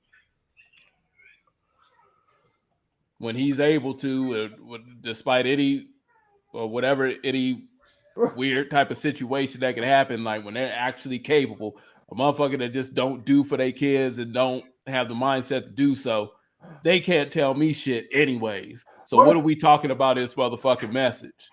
This motherfucker want to do everything for everybody else's kids, talk about trading and coding and all that shit to your kids, but then he sits there and clowns his own son for a trade. Right. But what if he clowned his son trying to be a barber? What if his daughter like saw this and called him like, so I'm getting a Honda? I'm getting a Honda. He said, "You gonna give me a Honda?" And he's like, "Oh shit, no, I'll get you." Nah, I was just saying, babe. I was just saying. No, that's what I'm saying. Like he's talking about what he would do for his daughter or would have done for his daughter when it comes to getting a car instead of a high-end car. But then at one end, he said he even forgot he had a daughter. And then what if his daughter happened to watch this and call him? So when I'm getting this Honda? Tragic, dude. Tragic. The way you get what you deserve and what you earn. All this super sweet. That alone, the fact that he has the nerve to say you get what you deserve and you earn. That alone, Kwame Brown fans, is fucking insane that he would say that. Yeah. Because he damn sure ain't worth $66 million over 13 years. Cut it the fuck out. 16 and all this shit. You're gonna raise a super soft ass kid. Allegedly, I think I snapped. Now, I told my son that same shit. Hold on, son. I got a 2001 Denali truck, boy. When you go to high school, you get your driver's license, you're going to get this truck. You know what he told me? Shit, man, I want this. I want to get this type of car. You want to get this type of car? How much money you got? How my first goddamn question. How much money you got? Oh, well, shit, you can't tell me what kind of car you going to get. How the fuck you going to tell me what kind of car you going to get if you ain't got no money? No, it don't work like that. I get this car fixed. You're going to show me how you learn from what I teach you. You're going to show that you can put oil in this motherfucker. You're going to show that you can change the tire. You're going to show that you can do everything that I teach you how to do. And I don't know how to change nothing on no motherfucking Porsche. So that ain't even in your vocabulary. Fuck you talking about. Bro. But anyway, that was my troll to get. Go ahead. Bro, like, what the fuck? It's a whole different thing. He's not just, it's not like she asked for a car because we don't know the business, but he gave her a car because she did something. She completed a task. Right? He said in there, you got to earn it. You get what you earn. She earned it. Yeah. Like, because you raise your kids the way you raise your kids, he's raising his kids the way he raises kids. What is wrong with that? Yeah, but what do they say? What do they say? Oh, it's all about who you like. It's funny how that shit, everything they say applies to these motherfuckers. It depends who you like. When did he offer his son that 2001 Denali truck? Because I hope it wasn't like this year. That shit is 21 years old. The car is old enough to drink. Ain't nobody need to be pushing that bit. Like, fuck. It's like, come on, man. Like, that shit don't even make sense. Like, this is just this whole little clip is just unnecessary fucking hate. I don't give a fuck how much he dislikes Gilbert Arenas. Come on, dude. Like, this is hating. But we supposed to be up, and then you can look at it from so many ways because, like, well, he's supposed to be the pro-black uplifting black men, and then what are we doing? We sitting over here putting down a black man for being a black father to a young black girl, doing great things as a black person, as a dad and shit. I wish at this point in time that I could afford my son and my daughter a Porsche. Yeah, right. It doesn't mean that they're not getting a lesson out of it. And that's what he keeps overlooking, the fact that his daughter earned it. Or his daughter was in high school. Like beginning stages of driving in high school. No. That's like right. And that's yeah. Well, we're gonna wrap this one up because we're gonna take him back to church with Pastor Tommy. Well, hold on, let's wrap this one up. And all the people went crazy, so they had fun with it. But yeah, that comes from my core values. So my jokes be a little more funnier and lighthearted, not with all that bullshit. And people can relate to it. Not everybody can go buy their kid a Porsche, and not everybody would be crazy enough to do that, because everybody understands that a kid got to get to a certain age. You buy somebody some shit like that, you might well be buying them a death trap. Kids are going to make mistakes and they're going to speed. And you got to get them something that's going to be safety first, not showboat first. So, yeah, and that was that. So, safety first, not showboat first, as if all accidents occur speeding. I don't know. That was just some. That's just crazy. Like people they really don't see the. You got a man that don't do for his kids talking about a man doing for his kids. Mm-hmm. You got a man that's supposed to be for black men and speaking up for black people, putting down a black man. Yep. A black father. It's just like, man, it doesn't really, and I know these cars have different, because somebody said something. I know these cars have different crash ratings and all that shit. But I don't know. That's I don't know. That's just such a hating ass point. On what you're doing in the Porsche. So if you are speeding, the crash rating of any car actually is going to be lower than the normal if you're driving the speed limits, because that's how they test them and that's how they set the crash rating up on speed limit versus speeding and stuff. So, and most cars nowadays are built to be way safer. Engines drop out so they don't explode on you, and they have pressure points where they collapse easier instead of crushing on you. Right. Yeah. So a higher car like that would actually have a little bit more safety. They probably get extra airbags and everything. Yeah. Yeah, but yeah, you can't tell these niggas nothing, because once again, it's all about who you like. There you go. I like the real good gas mileage. That's what I'm on. Like that's what I would have said if I was him too. You got her a Porsche? You know how much gas that go through? Gas prices went up. But even then, it's just like, who would go out their way to knock that in that fashion? Right. Like I could see, like if they was talking to each other as boys, and he was like, "Boy, you got that gas guzzling ass Porsche or whatever." Like you think, or if he had a lighthearted moment on it, and then but still congratulating him on rewarding his daughter instead of just downing him the whole time. Like even on the crash rating, the way he said it just made it seem like completely negative for giving her a car, period. And even going into that, as if what'd he say? He said, you must be from St. Louis. This nigga said cutlass. Yeah. Well, what he said? Might as well have bought her a casket. Like that's some crazy shit to fucking say, to even like speak that. Energy is everything.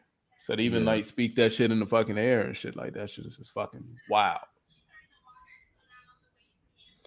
See, hold on, but shit, I don't know. You motherfuckers, y'all trying to go to church? Yeah, I don't know. I don't know. I don't know if people have. I don't know.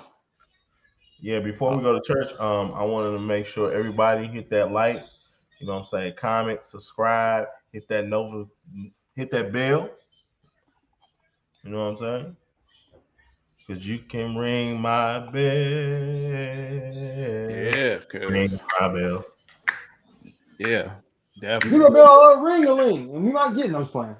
I don't know a lot, because I know a lot of people like they take issue with Tommy's position on a lot of things. Yeah, and so naturally, like when you're incapable of having a conversation or being able to kind of be open-minded or approach things open-minded, then it kind of just pushes you away from certain people, regardless of what they do, what they saying, what they're accomplishing, whatever.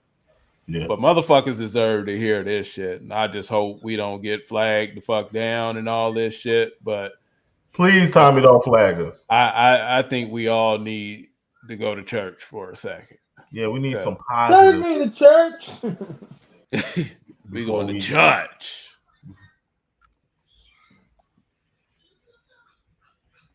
To have to endure about his mama. How many of y'all remember me saying Kwame Brown mama's so pussy? How many of y'all remember me saying this? When he said he was in the car with that nigga at a job, I said what? Your mama's so pussy. So while you talking all that shit about me, your mama's so pussy. I damn sure said it, and he ignored that shit. She so pussy, allegedly. I think I snapped. Y'all remember what I used to say? Allegedly, I think he fucked.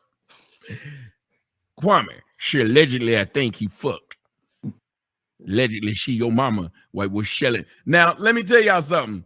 Let me tell y'all how stupid Kwame Brown is. I'm going to answer that. Scat Pack says, shouts out to Gilbert. Ooh, wee. KBG, what do you want to say before I get into exposing this man? Oh, hey, can you hear me? Yeah, I can hear you jacking off. What's happening? Oh, nothing much. I'm surprised you got me out. I was just enjoying the show, man. Okay, we'll stay there and chill then. I'm gonna let you sit there and chill. I just thought that one of y'all was coming up here. I think it's funny. Man, dude said his mama sold ass and couldn't buy him shoes. Like, man, that's a cold ass, right? Bruce Leroy says, show him a good time. Kwame Brown, how was I able to figure out your whole life? How many of y'all look, if you need a session with me, y'all better book it. Welcome, Skate Arrest. Y'all need to go ahead and book a session with me because tell me I'm not good at what the fuck I do. Be honest. Tell me I'm not good at what the fuck I do. I've read this man was 100% right. Name the thing I said that I was wrong about. Name the thing I spoke about Kwame Brown and I was wrong about. You can't. Now, here we go. Now I see why you hate men and always talking about men pay for pussy. That bothers you because you had to watch them niggas. What? You remember when I told you that little nigga used to give you that wad of money? Here you go. He gave you 20. I was right. That's crazy. God. I read your whole life, nigga. That's why you hate me. That's why you hate me. Bruce Leroy said you are the best. Boone Johnson put $4.99 on it. That's why you hate me. I was your daddy. You viewed me as your daddy. That's why you cling on to me like you in the USS Enterprise. You cling on to me. You cling on. And that's why you was like, you told me, a man that's only a few years older than you, that I was your idol. Like my first name was Billy. You can't take that back, nigga. You said I was your idol. You know why? Because I called bitches out, and you always wish you could call the bitch out that raised you. Damn. That's why you called me talking about some. That's why your brother laid a bitch down. That's why you told them people sometimes you wish the spirit of Willie Brown would come up on you. You said this. You said it yourself. Let me explain something to y'all. Do y'all remember when I was playing the video earlier today? What did Kwame Brown say? Shit, that nigga expected me. What, you expect me to buy a gravestone? When my daddy killed that woman, I was only 3. Isn't that what Kwame Brown said today? Who heard that? What's going on to my peoples over on OnlyFans? What up? Who remembers this? Who remembers when he said, I was only 3? Kwame Brown, you said you were only 3. Let's do the math. She was killed on March 15th, 1990. You were born in 1982. How old was Kwame Brown? 8. But then again, you were drafted when you were 17. You just moved the ball away. And y'all, this man lied about stupid shit. You was 8 years old, and all of us remember shit when they was 18, when they was 8 years old. You remember Indestructible said, so Kwame's mother was a hell of a lot lizard. Yes, your mama was a lot lizard, allegedly. This nigga said I was 3.5 years old. Nigga, you was 8. You remember that shit. Your dad, you remember your daddy come on with that blood on his hand? You was the same age that little nigga was in The Shining. Here's Johnny. Here's Willie.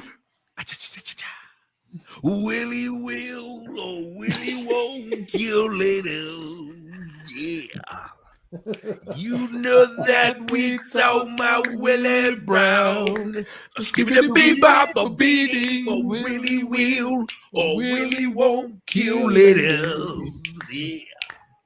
Then he'll bury them in the shallow ground. Nigga, all you do is lie. You were 17 when you got drafted? No. You was in the playoffs versus the Knicks. That was a regular season game. You were balling out of control against the Chicago Bulls. Nigga, they took you out the game because you was crying. Bruce Leroy said the axe. That's right, Kwame. Let me ask you a question. Your daddy's favorite body spray is Axe. The word around town was everybody used to say to your daddy, don't ax my neighbor. Don't kill the friends they hang around. Cause we're afraid of you, Willie. You are a killer.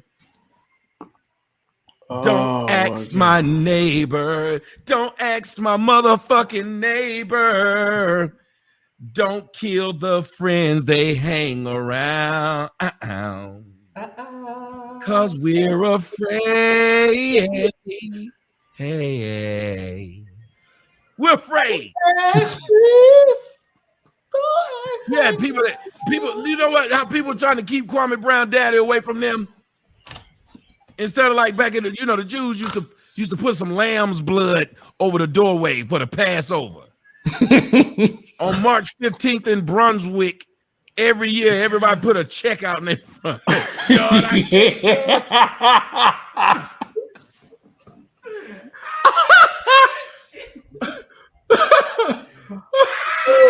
Yeah. Oh my fucking God. Oh shit. Oh man. I don't know how to remember this shit. Oh my God. Oh my God. But then when they go at me, I'm by myself. But it's cool. It's cool. That man said, I show love when every time somebody go at them, I'm making videos going at that person. But when people are going at me, they don't. Tommy makes a video about a grown man for 4 hours or more. Can y'all dudes get some damn women to take up? Hey, look, y'all got to drop that weak ass defense for y'all boy Kwame. Y'all boy Kwame be on bullshit. I get plenty of pussy if I want. I'm not on that right now. I'm on this shit right now. You don't worry about my dick mileage. Stop following fucktards. How about that? And jumping on fucking live streams to defend fuck niggas. How about that? And that lame ass nigga did a whole marathon about this man. Right. This is light. This is the shit that we showing you. I really want the motherfuckers to hear the sermon. We ain't even got to the fucking sermon yet. That's right. Tommy will forever after this shit be one up on Kwame. It don't matter. If they walk in a room, Tommy is automatically one up on Kwame from here on out. As long as the world is still spinning. If Kwame walks in a room and he has a bitch and Tommy walks in and he doesn't, they both have one bitch. That's how far up Tommy is up. It doesn't. Tommy will always be up. If they decided to play one-on-one basketball, best of 5 series, Tommy starts the series up 1, and it's a best of 4. After this shit, Tommy is forever up 1 on Kwame Brown. There's no following this shit. No, there's nothing he can do. No. Go back at me. All right, they don't help me.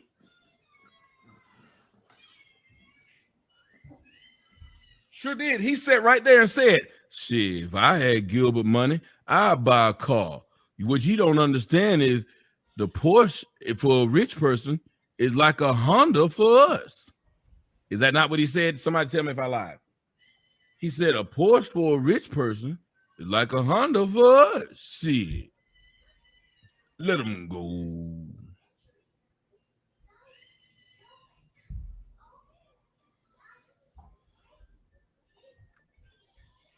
Yes, he said that. He said, I don't see the problem. And he said, no matter how you look at it, if you say something about what a man did for his child, it's going to look like you're hating. Mm-hmm. Simple. And he's right. He's right. There's no way around that I wasn't hating. Now, Kwame Brown lied about how old he was when the woman died, when he should have left that conversation alone. Kwame, you don't know how to shut the fuck up. If I'm saying something, shut the fuck up and ignore me, dummy. Don't try to answer the shit because you a horrible liar. You lie, and if people have recorded anything you've said, they caught you in a lie. If people got the memory longer than a gnat, they've caught you in a lie. You don't know how to not lie. Quan down low, punk. Big 7-foot sissy. How long have I been calling this nigga 7-foot sissy? And your brother got arrested for allegedly for sleep Willie Brown Jr. But y'all remember what he said? He said, when I found out that every time I found out the information, he come out with some lie. So the information about the other person, here was a lie. He said, shit, where that brother ain't even from my mama. He ain't from my mama. So how can you say I got a killer's blood when that brother that did that killing wasn't from my mama? What? Nigga, you your daddy's son. I've been saying that. You your daddy's son. Your mama married the killer. Or should I say? Now, Kwame Brown, I'm going to put something on the screen for you, Kwame. And I want you to deny, if you can, if this the motherfucking truth. Y'all ready for it? Can I get a hell yeah? I need y'all to hit that cash app. Hit the cash app. Hit the cash app if you're ready for me to put up the truth. Kwame Brown somewhere curled up. They got to put a blanket on this nigga again. Kwame Brown.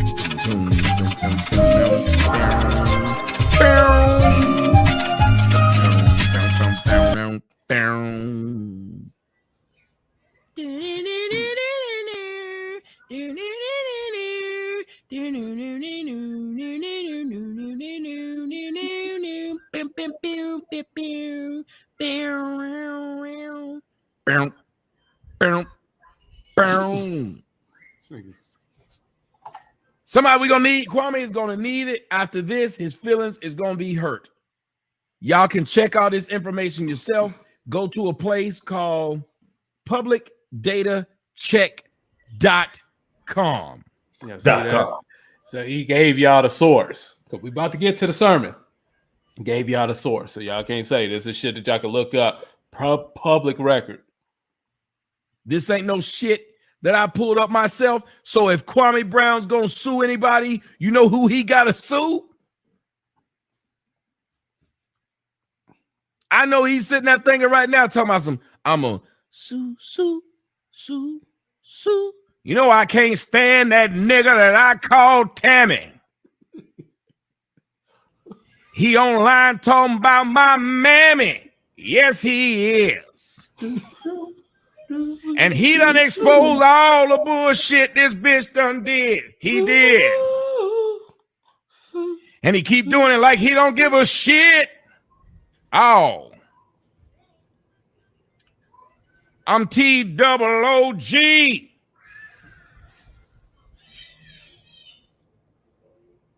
I'm T-double-O-G-E. Yes, I am. Ow. Kwame. If you look up this address, y'all Google that address and tell me it don't line up. Google that address. As a matter of fact, one of his businesses is in that address, is it not? One of Kwame Brown's businesses is in that address, is it not? One of Kwame Brown's businesses is in that address. So we know that's the address. We know that's his mama's name. And if you look at the date of birth, May 1948, today she'd be 73 years old. She died in 2009. And in 2009, y'all don't hear me. In 2009, Mrs. Joyce E. Brown had passed away. And she passed away at 61. And if you go ahead and move them dates on to this day, 2022, how old would she be? Y'all let me know. Somebody tell me if I got the wrong person.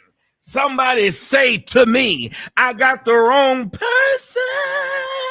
I'll stop this show. If you tell me them dates ain't lining up, somebody tell me the petty ghost is in the house. Y'all don't hear me. When the petty ghost come into the house, you gotta praise him. And I've seen the petty ghost. He done showed up. He is here tonight. He's saying, Tommy, please don't hurt him. But I'm gonna do it. Now let's go ahead and get up into it. Now we know that's the right woman. We know that's the right address. We know that's the right name. So we scroll on down, and guess what it says? You take a look right there, and it says the owner of the home is Kwame Brown, Mr. Rich Nigga.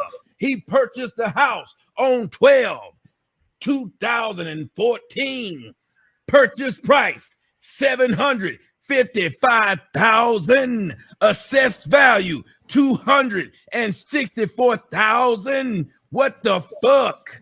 Anyway, the living space was 11,000 square feet. That's that haunted mansion. He lived on 3 acres, not 60 acres. Not green acres, but 3 acres. Let's keep scrolling. There's some other addresses up in that bitch. Then you keep on rolling down on phone numbers. Then you see the killer brother right there. That is Akeem. You know what he do. You done read all the newspaper. Then you got to look at Tolbert. Y'all remember that name when I said it yesterday, don't you? Willie James Brown Jr. That's the son. Waleed Tabari Brown, Philip Brown, and look right there, Kwame, his sonny Brown. Y'all don't hear me? Let's keep going. Possible associates, but when you go down here, you say there's no warrants, there's no arrest. But oh my God, look at this right here. Somebody say that's some fuck shit. Y'all don't hear me. What does it say? Charges were found in our records. She was arrested on 3/28/1990. Arrest agency, Atlanta Police Department. The offense was prostitution. Damn it, man. Kwame Brown, do you have something to say, you bitch nigga now? Since you talked about me being a little fucking mistake down by the lake, you can look up Joanne Harris Malone and you won't find not now time. I'm saying not now time. She done sold no pussy. You can look up my daddy and you can find not now time. And I mean not now time. He done killed a bitch. You can't find not now time. And I mean now time. My daddy done did anything that your daddy done did. You can look at my arms. Hold on a motherfucking minute. Let's change the angle. Kwame, do me a favor. Look at this nice chocolatey, crispy skin. Do you see any marks? Do you see any places where I done punched Do a bitch wonder, damn, I look swollen as Punisher shirt. I should get me some pussy tonight. Y'all don't hear me. Look at my neck. Look like I done did some steroids. I might have fucked around and went to a gym tonight, but I didn't. It's just cause I'm black as fuck. Y'all don't hear me. Y'all don't hear me. But you better hear me. Oh my God. Kwame Brown, hit that link, bitch. Hit that motherfucking link. Somebody tell me. I know you ain't in Philadelphia and you don't play for the Eagles, but hit the link. Damn it, man. Y'all better be playing your organs. Who out there right now is playing their organs? The last, what was it, Origins? Shut the fuck up with churches and such. You had your grandmama bust you upside the fucking head when you in church, talking while pastor talking. What the fuck's wrong with you? Yeah. Shut the fuck up. Somebody done said the petty ghost is in the building. The petty ghost is in the building, but I ain't done. Kwame Brown, can you answer for these charges? What did you say, nigga? Your mama's on the docket. Your mama was selling ass just 13 days. Everybody know 13 is an unlucky number. 13 days after your daddy had killed Miss Windfall. You don't hear me. Allegedly, even though you two can log online and see this yourself, we gonna still say alleged. Janelle said, take this money. You got me in tears. I'm doing my best. Let me see if y'all niggas done hit that Cash App to show your appreciation. Pass that motherfucking plate around. Unlike these niggas, when they promise y'all some information, they don't come through with it. But I do. So why you calling me a John? You better be glad your mama ain't still alive, cause a nigga would frequent your mama just to piss you off, cause you talking about I'm a little mistake down by the lake, but my mama ain't going around selling her pussy. Y'all don't hear me. Somebody said, Veronica said, somebody passed the donation plate. Venom said, Daddy's grilling. Lorenzo threw $25 at the back of my neck. Oh my goodness. Then Sean Mims, he put $19.99 right on your boy. Y'all don't hear me. IR said, keep it up. He threw $5 at your boy. Make them dice roll. Bus driver uppercut said, church. Tabernacle. They throwing money up over in the Cash App. Y'all see it moving. It's at $2.92. Oh my God. It's at $3.12. Y'all want to piss Kwame off? Keep hitting that Cash App. Ajax said, got him. Johnny said, damn, Tommy. Maurice said, give him that petty ghost. J-Rock Nation said, keep a preaching. Oh, hell no. Big Greg said, ultra. And then Alone Baby said, fan in the heat. I need these old ladies out there to get their hats and take them off and fan yourself, because you know that the petty ghost is in the building. Pimp named Slick Back. He said, drop it in offering. Make them mad. Oh, I'm gonna make them upset. Oh my goodness. Grim Reaper. He said, $10 wrecked. Tim Simmons said, Minister Sotomayor preaching a good word. Lavelle said, you deserve this. Crying real tears with a yellow face. That's what he doing. You know a nigga appreciate it when they crying real tears with a yellow face. I mean a yellow face. Y'all don't hear me. We at $312. Keep it up. I'm saying, go ahead, nigga. Katrina said she's killing me. Geek Boy said, God bless her. Man. Yeah, yeah. You went too far with it. What? Oh man. Oh man, he said you better be lucky your mama not here because that would frequent. You shouldn't have been talking shit. And it's just that simple.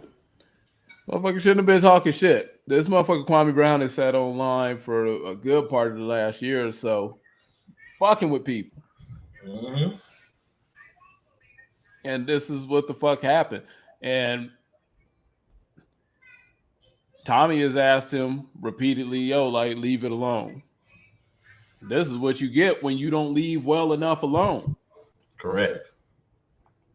So it's just like, yo, it's hard to feel bad for this motherfucker. And it's, yo, I just can't. And I don't see how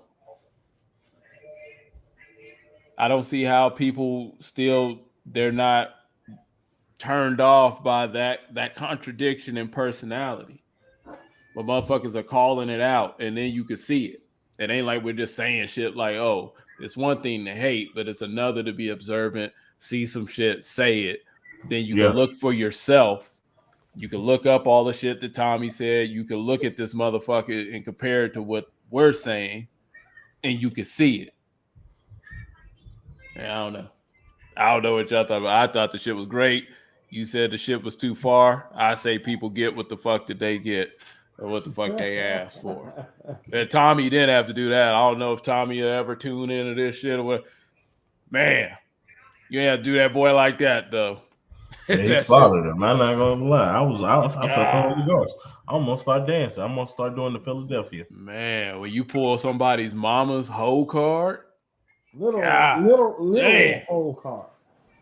Imagine us going back and forth and shit, and I'd just be like, nigga, your mama's a hoe and shit with proof. That totally tops all the, hey, your mama's such a hoe jokes and everything. When you say your mama's such a hoe with proof, oh my God. You got arrested for being one. Bam! There you go. Look at it. It's right there. Oh, yeah, my mama's so fat, but yeah, your mama's such a hoe. She got arrested on fucking March 28th and 19th. Like, you don't even need no joke for that shit. Like, God, you still live in St. Louis, so you gonna say that wasn't enough. You know how we go. I moved out. I live in Houston now, so the rules has changed. I'm trying to be nice now. Man, that shit was probably, you got to think this motherfucker with Kwame had a whole fucking marathon on dude. Yeah, this is probably mild. Like, imagine this shit just talking shit on a motherfucker for like a week and a half straight. This is mild. Like, he could have been left dude alone, right? But he chose not to, and he got what he got. Yeah. I thought it was fucking great. It was hilarious. Tommy went and straight had church, and I've been saying for the longest because Tommy, he's one of those motherfuckers that he also, like, he gets flagged a lot and all that shit, and then he has to like start over. Mm-hmm. But this motherfucker's like Jason Voorhees. Like, they can't get rid of this motherfucker no matter how much this motherfucker pop right back up, and it's like nothing. He's back, and that's why we try to tell motherfuckers, like, man, you got to pick your battles wisely because everybody ain't to be fucked with. Like I said, I mean, they really did change that fucking that commandment. It's in there. Thou shalt not fuck with nor see Tommy. It's in there now. You gonna go into church and shit. It's gonna be 11 commandments. Yeah, but that was more like a brutality, not a fatality. Yeah, brutality. Yeah. Shit. God damn, I'm over here looking at Kwame like.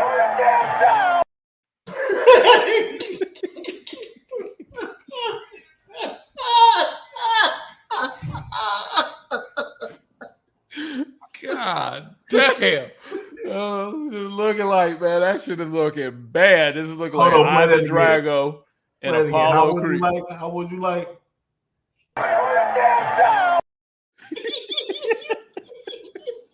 This is straight Ivan Drago and Apollo Creed up in this motherfucker. Tommy beat him the fuck up with this shit. Man. Shit. Come on, like, Kwame need to stop. He did that this. Damn town. That's what's crazy. He did this motherfucker so bad, he actually started talking about trading and coding again. Shit. Kwame been online reckless for months. Tommy did this motherfucker so bad, he went immediately to trading and coding. You ever seen some shit? You ever seen some shit where the motherfucker get hit and he wasn't expecting that shit to sting like that, and then he try to act like he ain't know who hit him or some shit? That's exactly what this shit was like. Tommy smacked him and shit. This motherfucker was like, yeah, nigga, Tammy, little mistake by the lake. Pop! Oh, yeah, so trading and coding and shit, you know, we need to get these kids. Like, that's exactly how the fuck he flipped. Shit was fucking terrible. Oh, man, ain't nobody trying to watch no Saginaw stem after that, nigga. You ain't said nothing about a sag, a gnaw, or a stem in fucking months. And then all of a sudden, Tommy jump on your ass, and now we talking about Saginaw stem, and we positive and trading and coding with Angela Staten King. Boy, cut that shit out. Yeah, man, if you a fuck nigga, you can't dabble. You can't be a fuck nigga on Tuesday and then all of a sudden we the people on Wednesday and shit. Like, nah, that fuck nigga is still in you. It don't work like that. And that's the thing, shit. It's on you and shit. It ain't in you. That's true. Right. Well, I feel like that was it. Like we got no more show. Church is done. We need the benediction.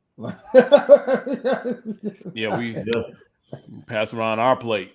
Yeah, go ahead and pass that collection plate. Go ahead and hit them likes. Go subscribe if you haven't subscribed.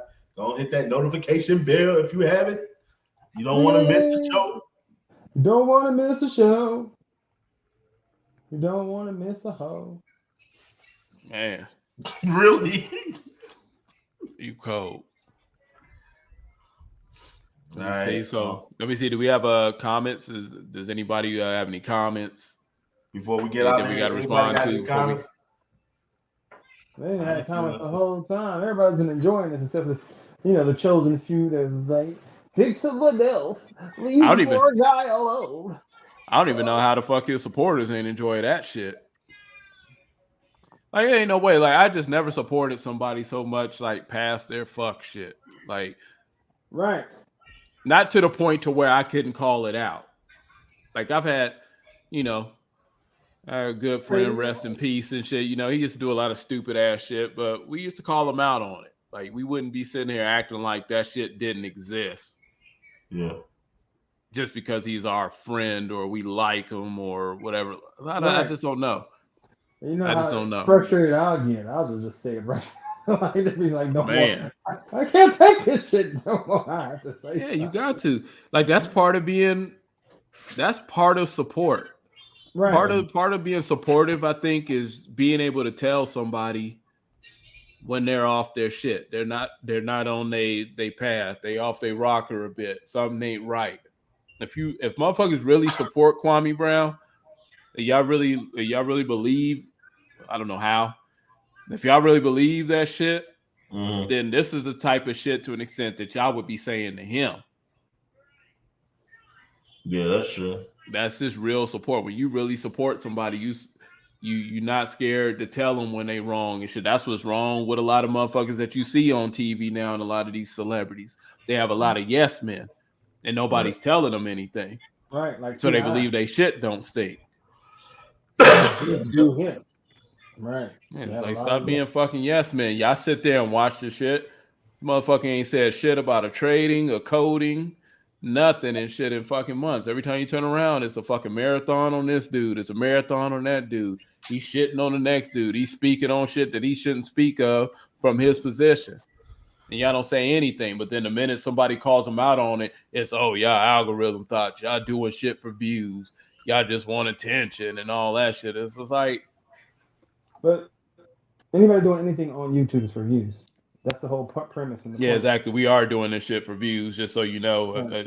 Another one of those Captain Obvious fucking moments for Kwame fans and shit. Oh, no. Everybody on YouTube is here for fucking views. Hold on.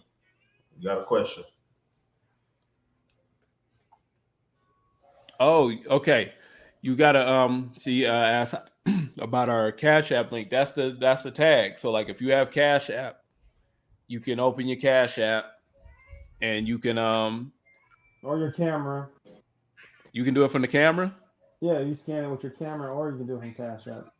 Oh, okay. I just know that the Cash App, it gives you the option to scan it. You used to see like a little like an open square in one of the top corners of your Cash App, and then you click that, and then you put your phone up to it, and then it should pick it up, take you right to it, and then bam. Or you could just go and type in $ 10 check PC. Hell yeah, we appreciate it. $ check PC. We're politically correct on Cash App. That's what that means. PC's podcast. Right. Shonda Curley, she said, yes, men will quietly fuck you over. And yeah. Most definitely. Or they allow you to fuck yourself over because they just saying yes and they're just going along to get along, like Big Timer 24 say. They just go along to get along. As long as this motherfucker's up, hey, whatever, let them feel whatever, let them do whatever. But really, in the long run, it's detrimental. And you're seeing it. That's kind of like to the point. You said what? What Zigga said. I'm sorry, you were talking. My bad. Sorry. Oh no, I thought you said something. No, I'm saying what Zigga said. They're new, not yet monetized. I know we feel like we should be monetized, but you know, I think we should. When you, I mean, what do y'all want us to do? Get on here like, I don't know. I don't get the difference. Well, I mean, I do get the difference because we're not doing a lot of the sucker shit. And I always said like we could have easily took that route because that's what people's doing. Yeah. It's no different with Gravity Takeout or any of them. Carcino, they're all doing the same shit. Same thing. Yep. No, Scott, we're not. We're doing it it's just for today. Yeah, we came at y'all early this week. Because if you're in Vegas, you can go see Mike Jones and Jay Almighty on the same stage. Yeah. So if you're in Vegas tomorrow, go to that Mike Jones concert. You get to see Jay Almighty. Who? Mike Jones. Who? Mike Jones. Who? Yeah. So yeah, that's what I'll be doing tomorrow. Still pursuing my passions in my own way and doing what I want to do simply because I can. But yeah, definitely. If you are in Vegas or you're gonna be in Vegas, then Patio Nightclub. Doors open at 8. 8. We in that joint. You in there? West Coast time. PST. Are y'all really asking who or who? Like no, they were saying who, like you saying who. Good shit, man. Yeah. All right. Anybody else got any questions before we get out of here? No. Nope. Okay, then. Let me see. Donna Randolph, you know you're a failure if you're worrying about another man or what another man buys for his child. Correct. Yeah, Tommy hit that shit perfect because he was like, man, it was like whenever you speak on something somebody is doing for their kid, you go look like a hater no matter what. I don't think he still has that same number. He does. It goes straight to voicemail. Oh, okay. There he reactivated it. Damn, really? Out. I love my city. Yeah, salute Big Timer for coming through. Man, shout out to everybody that y'all come through and y'all supporting. Everybody with the comments, day ones, brown skin lady, Zigga. All y'all. And shout out to Toby Middleton. I like people to tell us our show is boring and stuff. Those people are cool because they deliberately come on and watch. Yeah. To let us know how boring we are. Right. Shit. The haters. You know that's the thing about life though. The haters sometimes the haters sometimes they show you more love than the people that love you. Like they show up more and it's like a weird backwards effect kind of thing. Correct. And shit is just like damn. Because for a minute, you remember when we first started and shit, it was more motherfuckers in the chat like, "Oh, fuck you guys suck. It's just fucking motherfuckers are boring pieces of shit. They was trying to kill us already. Algorithm thoughts, motherfuckers ain't never gonna be shit." I remember one motherfucker, he said some shit so harsh. I was like, God damn. He said something like, you just acting like we was never gonna get over our little, because we had real low views. Like our first video, we weren't even in double digits and shit. No. And that motherfucker talked about us like a goddamn dog. But the motherfuckers, they'll be the main motherfuckers that come back. Yeah. And even if they don't say nothing and shit, they watching and shit. But man, people know what's up. You know. All right. So that's J Almighty, aka Durag. Right. That's Geraldine. Two names, not one. Penguin. AKA Pigeon. I'm Super Dope Keys, aka Pokemon Head, and dubbed by Mr. Skinny, Fat Boy. Yeah, I told Fat Boy. So, nobody take his mask, man. All right, y'all. Then chill check. Peace out. Bye.